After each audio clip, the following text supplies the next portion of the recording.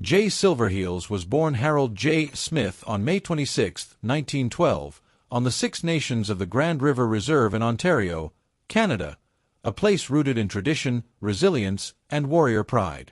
A proud member of the Mohawk Nation, he grew up carrying generations of strength in his blood.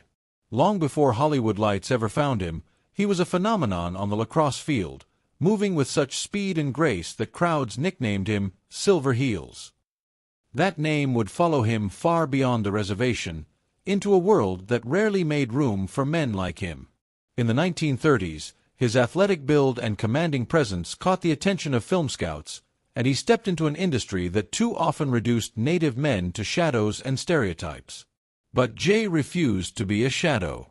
Even in small roles, he carried himself with authenticity and quiet authority, determined to bring dignity to every character he touched. His early breakthrough came in Captain from Castile, but destiny arrived in 1949 when he was cast as Tonto in The Lone Ranger. What could have been a simple sidekick role became something far more powerful in his hands. Jay infused Tonto with loyalty, intelligence, and humanity, transforming him into a symbol of honor for millions watching across America. For many indigenous families, seeing him on national television was more than entertainment, it was validation. Yet fame carried a complicated weight.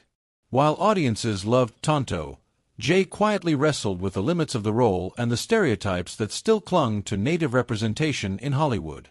Determined to create change, he co-founded the Indian Actors Workshop in the 1960s, mentoring and uplifting Native performers so they could tell their own stories with truth and pride.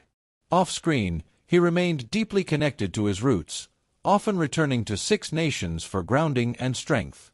After an early marriage ended, he found lasting love with Mary Doma, who stood beside him through triumphs and trials alike. In the late 1970s, a series of strokes left him partially paralyzed, silencing the strong voice that had once commanded screens nationwide.